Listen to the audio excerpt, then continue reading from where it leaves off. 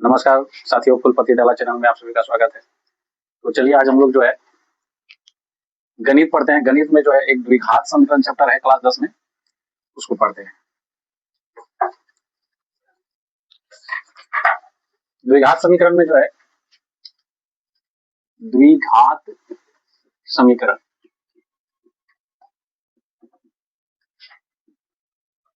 द्विघात समीकरण का जो है सबसे पहले व्यापक रूप क्या होता है वो समझना पड़ेगा। व्यापक रूप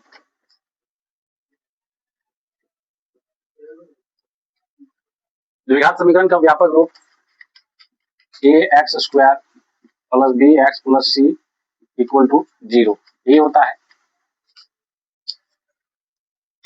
अब ये जो है द्विघात समीकरण होता क्या है कि इसमें चर का अधिकतम घात देखा जाता है। चर का यहाँ अधिकतम घात 2 है, इसीलिए द्विघात समीकरण है। और बराबर 0 किसी भी बहुपद का शून्य जो है वही समीकरण होता है। तो द्विघात बहुपद का बराबर 0 हो गया तो द्विघात समीकरण हो गया।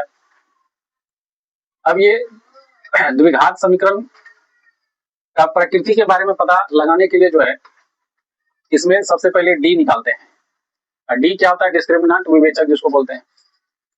इसमें से जो है एक होता है विवेचक, विवेचक या विविक्त कर, विविक्त कर। इंग्लिश में इसको बोलते हैं डिस्क्रिमिनेंट, डिस्क्रिमिनेंट।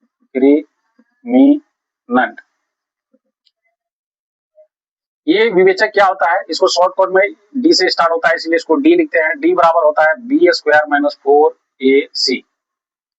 क्या होता है? डी बराबर बी स्क्वायर माइनस 4ac। अब ये डी बराबर जो है याद रखना सबसे पहली बात, ठीक है।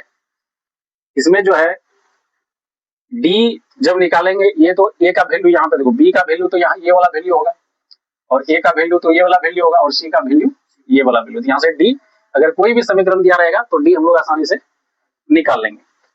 उसके बाद जो है डी का मान पे डिपेंड करता है कि इसका प्रकृति क्या होगा, मतलब मूलों का प्रकृति, मूलों का प्रकृति। मूलों का प्रकृति का मतलब हुआ कि मूल जो है क्या होगा, वास्तविक होगा कि वास्तविक नहीं होगा, कि इसमें डी निकालेंगे उसके बाद पता चलेगा। तो डी अगर निकाले, मान के चलो इसका कोई समीकरण दिया हुआ है, डी निकालिए। अब डी का मान अगर निकल गया 0 से अगर बड़ा, ठीक है, तो कुछ ना कुछ तो वैल्यू निकलेगा ना डी का। अगर डी का वैल्यू अगर 0 से बड़ा निकल गया तो इसका मूल जो होगा, ये मूल, इसका मूल वास्तविक होगा। क्या होगा? वास्तविक, वास्तविक, वास्तविक होगा और असमान होगा, और असमान, वास्तविक और असमान।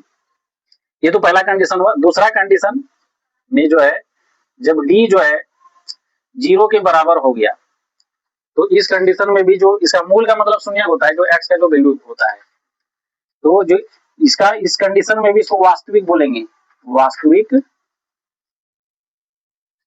लेकिन यहाँ डी बराबर जब 0 हो जाएगा तो वास्तविक, यहाँ जैसे असमान हुआ तो यहाँ हो जाएगा समान, वास्तविक और समान। समान का मतलब दोनों मूल 0 होगा। जैसे द्विघात है ना, तो उसका दो मूल निकलेगा। एक जैसे मानते हैं कि एक अल्फा होता है, अगर बीटा होता है, दो मूल अगर होगा तो इसमें दोनों का वैल्यू सेम निकलेगा। इसमें जैसे एक्स का दो मान निकलेगा ना, उसमें अगर कोई समीकरण को सोल्व किया, दो अगर एक्स का वैल्यू निकला, दो दो निकलेगा, चार चार निकलेगा। मूल समान का मतलब यही होता है। इसमें असमान का मतलब क्या होता है? जैसे किसी का 4 निकला, किसी का -2 निकल जाएगा, मतलब अलग अलग निकलेगा, ठीक है। तो उसको बोला जाएगा असमान। इसमें जो है वास्तविक और समान। अब तीसरा कंडीशन है, यहाँ पे लिखते हैं तीसरा कंडीशन।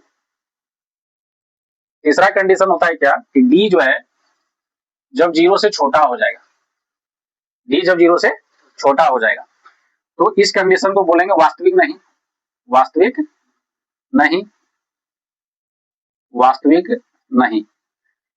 कि जब वास्तविक ही नहीं होगा तो मूल निकलने का तो निकलेगा, उसमें नेगेटिव में निकलेगा, ठीक है। वो जो है पूरी तरीके से नहीं निकलेगा। तो ये तीन कंडीशन होता है कि इसका मूलों का प्रकृति कैसा होगा, ठीक। तो अब जो है आगे बढ़ते हैं। पहली बात की समीकरण कितने प्रकार के होते हैं? प्रकार, समीकरण के प्रकार।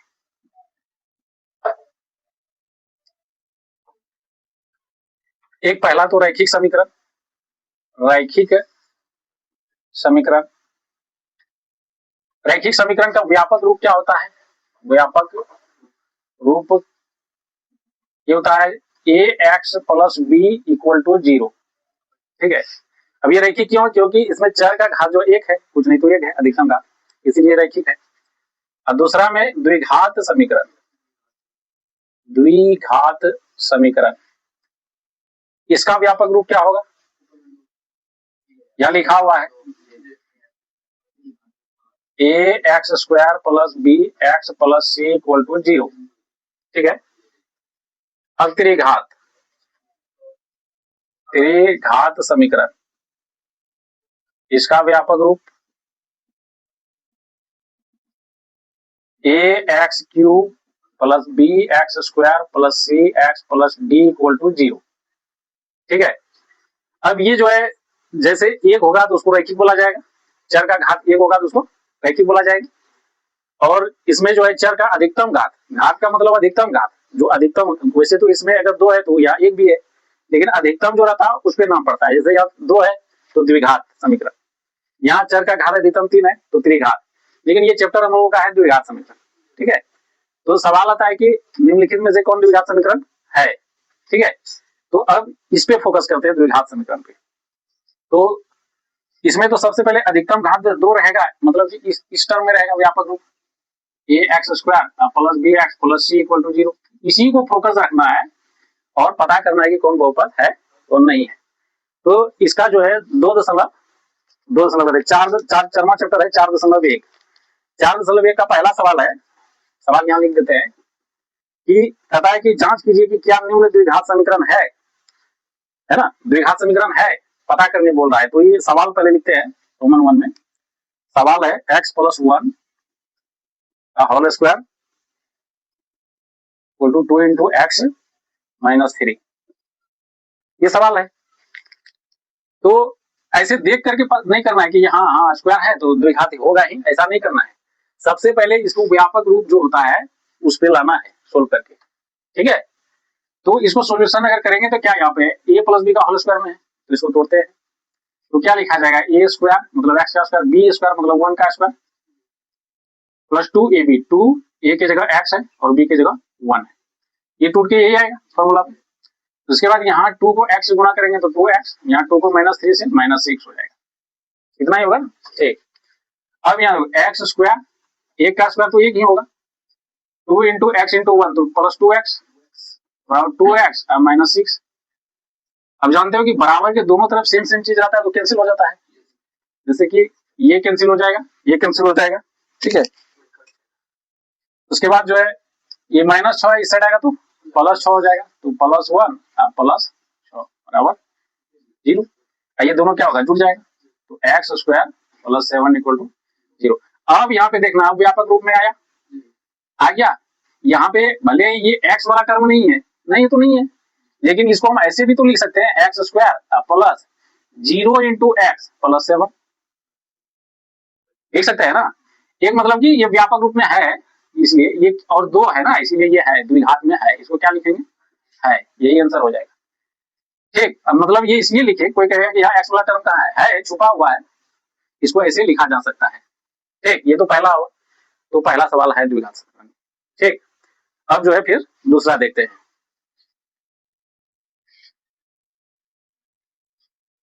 दूसरा नंबर है X square minus 2x equal to -2 into 3 minus X, ये है। ठीक, अब यहाँ देखो एक्स स्क्वायर का एक्स स्क्वायर लिखिए -2x, -2 इंटू 3 करोगे तो -6 आ जाएगा, और यहाँ minus into minus plus 2x। ठीक, अब देखो सबको एक साइड लाओ तब ना व्यापक रूप में आएगा, इस रूप में लाना है। तो यहाँ पे एक्स स्क्वायर -2x और 2x को इस साइड लाएंगे, यहाँ प्लस में इस साइड आया तो माइनस में, और -6 को बराबर की साइड लाएंगे +6 हो जाएगा बराबर 0। -2x जुड़ जाएगा, -4x प्लस 6 इक्वल टू 0। अब देखो ये तो व्यापक रूप में है, यहाँ ये क्या है, ये इसको a x square plus b x plus c equal to 0। इस रूप का तो है, माइनस है तो प्लस लेके माइनस तो कॉमन लिया जा सकता है ना, मतलब इस रूप का होना चाहिए। यहाँ घात 2 है तो ये भी है, क्या हो जाएगा, है। ठीक है, अब तीसरा सवाल, ये तो हम लोग जो है 4.1 प्रश्नावली 4.1 प्रश्नावली 4.1 बना रहे थे, जिसमें 2 सवाल बना दिए हैं। अब तीसरा सवाल जो है ये द्विघात समीकरण का, द्विघात समीकरण का प्रश्नावली 4.1 का 3 नंबर। तीसरा नंबर है x minus two into X plus one equal to X minus 1 into X plus 3। ये इसमें जांच करना है ना कौन द्विघात समीकरण है। ठीक है, इसको सोल्व करने के बाद उसका व्यापक रूप जो बताए थे उसी व्यापक रूप में आ जाएगा द्विघात के टर्म में, बोल देंगे कि है, नहीं तो नहीं। अब इसको गुना करते हैं, एक्स को एक्स के साथ गुना करेंगे एक्स स्क्वायर, माइनस 2 को एक्स के साथ गुना करेंगे माइनस 2x, एक्स को 1 के साथ तो एक्स प्लस एक्स माइनस 2, फिर यहाँ पे इसको करेंगे दोनों को इसके साथ, एक्स को एक्स के साथ करेंगे एक्स स्क्वायर, माइनस 1 को एक्स के साथ करेंगे तो माइनस एक्स, एक्स को 3 के साथ करेंगे तो प्लस 3x, फिर माइनस 1 को 3 के साथ करेंगे माइनस 3। ठीक है, अब जो है क्या करते हैं यहाँ देखो बराबर के दोनों तरफ अगर सेम सेम चीज रहता है कैंसिल होता है। अब यहाँ देखो कैंसिल हो गया, अब कैंसिल हो गया, अब सबको एक एक इस साइड लाते हैं तो यहाँ पे माइनस एक्स प्लस 3x को घटाएंगे तो 2x बचेगा, 2x इस साइड आएगा तो माइनस 2x होगा, तो माइनस 2x पहले से है, फिर माइनस 2x और ये x प्लस x, अब माइनस 2 और 3 को इस साइड लाएंगे तो प्लस 3 बराबर 0। अब इसको अगर जोड़ेंगे तो माइनस 4x होगा, एक प्लस x तो माइनस 3x और ये जो है प्लस 1, 3 में 2 घटेगा 1 बचे बराबर 0। तो यहाँ पे तो स्पष्ट है कि वो तो स्पष्ट यही हो जाता है कि एक्स स्क्वायर वाला जब कट गया तो इसका पावर अधिकतम तो 1 है, 2 वाला तो होने का संभावना है नहीं, वो तो यही पता चल गया। लेकिन इसका व्यापक रूप में लाके देखते हैं यहाँ क्या आ गया, रैखिक ना आ गया, तो द्विघात ये समीकरण नहीं है, द्विघात समीकरण नहीं है, द्विघात समीकरण नहीं है। ठीक, अगला सवाल, चौथा नंबर सवाल है x माइनस 3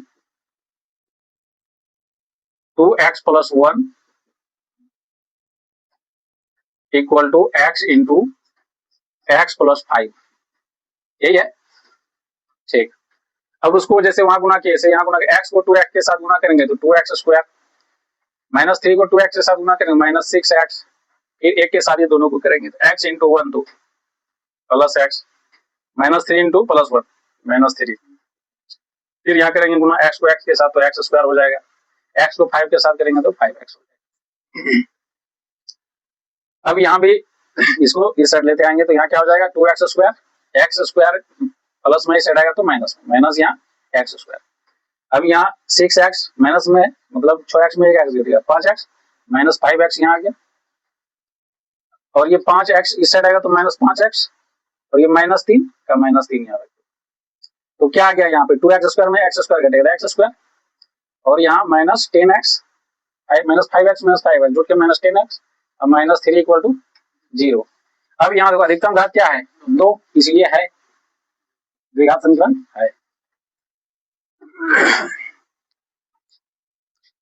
पांचवा नंबर सवाल है 2x minus 1 x minus 3 x plus 5 equal to x plus 5 into X minus 1 तो x माइनस 1, इसमें वही करना है गुना करना है, 2x को x के साथ गुना करेंगे तो 2x स्क्वायर हो जाएगा माइनस x हो जाएगा, फिर ये दोनों इसके साथ करेंगे तो minus 6x minus into minus plus 3, फिर यहाँ गुना करेंगे ये दोनों को x के साथ करेंगे तो यहाँ हो गया x square plus 5x minus x minus 5। अब इसको पहले घटा के लेते हैं एक स्टेप में, यहाँ 2x स्क्वायर हो गया माइनस x माइनस 6x तो माइनस 7x हो गया प्लस 3, यहाँ x स्क्वायर यहाँ 5x में x घटेगा प्लस 4x माइनस 5, अब सबको इस साइड लाएंगे, 2x² में x² प्लस में इस साइड आएगा घटेगा, घट के क्या बचेगा x² बचेगा, डायरेक्ट घटा दिए। 4x को इस साइड लाएंगे तो -4x हो जाएगा, दोनों जुड़ जाएगा, 7 4 11 -11x हो जाएगा। 5 इस साइड माइनस में इस साइड आएगा तो 3 के साथ जुड़ जाएगा तो +8 हो जाएगा। क्या ये है द्विघात में? बिल्कुल है, क्योंकि यहाँ अधिकतम घात क्या है 2 है, इसीलिए है द्विघात समीकरण है हो जाएगा। उसके बाद छठा नंबर है सवाल x² plus 3x plus 1 equal to x minus 2 का होल स्क्वायर, x माइनस 2 का होल स्क्वायर। यहाँ तो तोड़ा हुआ है, इसको तोड़ते हैं पहले। यहाँ x² plus 3x plus 1 equal to a minus b का होल स्क्वायर, a स्क्वायर मतलब x का स्क्वायर प्लस b स्क्वायर मतलब 2 का स्क्वायर करेंगे तो यहाँ क्या आ जाएगा +4 हो जाएगा, minus 2ab 2 into 2 4 minus 4x हो जाएगा।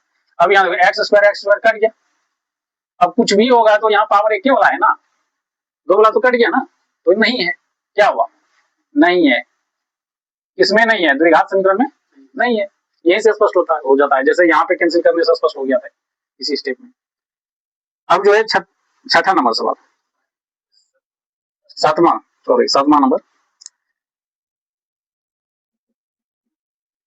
नंबर सवाल है x प्लस 2 का होल क्यूब ला गया। उसके बाद है 2x into x square minus 1। अब होल क्यूब देख करके ये नहीं समझ लेना कि इसको क्यूबेटेड मतलब आ गया त्रिघात में, ऐसा नहीं, इसको सोल्व करना है, उसके बाद व्यापक रूप में आएगा, जब तक नहीं तब तक नहीं वहां पे पहुंचना है कि है कि नहीं, सिर्फ यहाँ देख करके नहीं हाँ 3 है तो ये नहीं होगा, ऐसा नहीं, अगर होगा या नहीं होगा बाद में डिसाइड करना। अब a प्लस बी का होल क्यूब का फॉर्मूला क्या होता है, a क्यूब मतलब x का क्यूब लिखेंगे प्लस b क्यूब मतलब 2 का क्यूब 2 गुना 2 8 हो जाएगा, अब प्लस 3ab मतलब 6x हो जाएगा into a plus b x plus 2। अब उसके बाद इसको गुना करेंगे, यहाँ पे क्या आ जाएगा x को x स्क्वायर से गुना करेंगे तो 2x क्यूब आ जाएगा, और उसके बाद यहाँ पे हो जाएगा -2x। अब यहाँ 2x क्यूब, इसको पहले तोड़ते हैं, x क्यूब प्लस 8 प्लस यहाँ गुना करेंगे तो 6x स्क्वायर हो जाएगा, अब प्लस 12x, यहाँ 2x क्यूब माइनस 2x, ये आ गया। अब यहाँ पे क्या करेंगे, यहाँ पे x अगर क्यूब 2x क्यूब है, अगर इसको इस साइड लाएंगे तो यहाँ कट नहीं रहा है, ये कैंसिल हो रहा है क्या, नहीं कैंसिल हो रहा है। जब ये कैंसिल नहीं हो रहा है तो इसका मतलब इसमें क्या हो जाएगा, अधिकतम घात क्या बचेगा 3, जब 3 हो गया तो ये त्रिघात ना हो जाएगा, द्विघात क्या हुआ नहीं हुआ, इसमें भी क्या लिखेंगे नहीं है, लिखेंगे नहीं है, ठीक है। अब जो है अंतिम नंबर सवाल 8वां नंबर सवाल,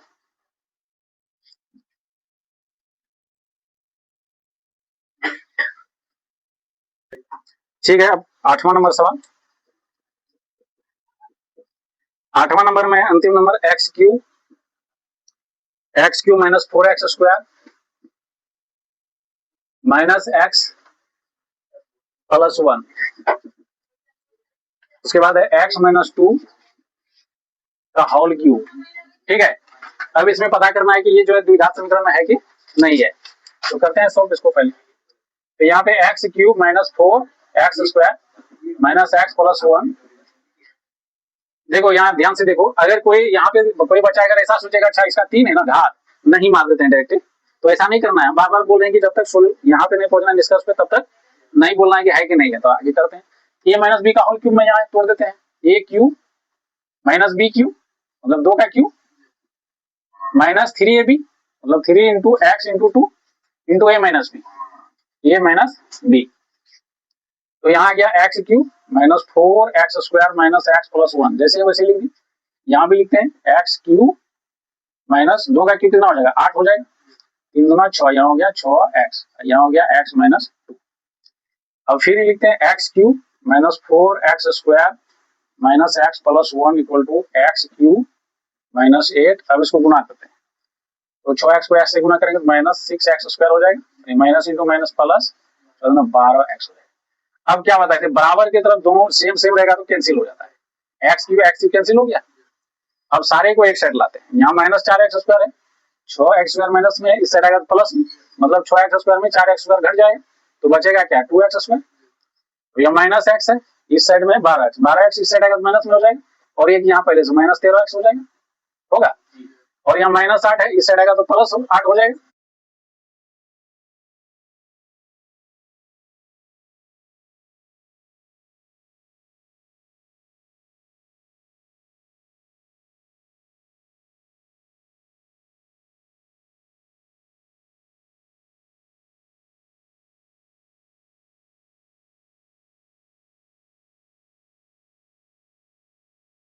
कीजिए, चैनल को सब्सक्राइब कीजिए, शेयर कीजिए।